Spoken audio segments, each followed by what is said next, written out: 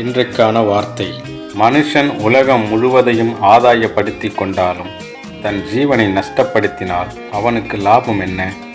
மனுஷன் தன் ஜீவனுக்கு ஈடாக என்னத்தை கொடுப்பான்?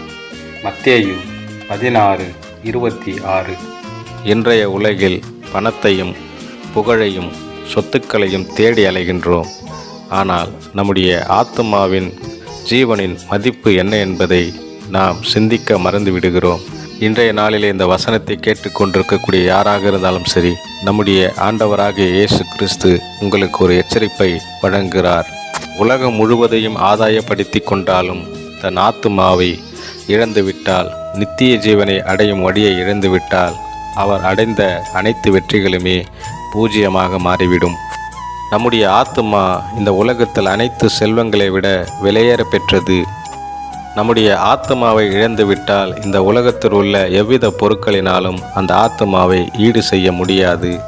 அன்பு சொந்தங்களே, நாம் உலக ஆசைகளில் மூழ்கிவிடாதபடிக்கு இந்த நாளிலே ஆண்டவராகிய இயேசு கிறிஸ்துவின் வாழ்வில் அவர் பாதையில் வாழ்வதற்கு ஒரு முடிவெடுப்போம். சிந்தித்து இந்த நாளிலே நாம் ஜெபித்து கடந்து செல்வோம்.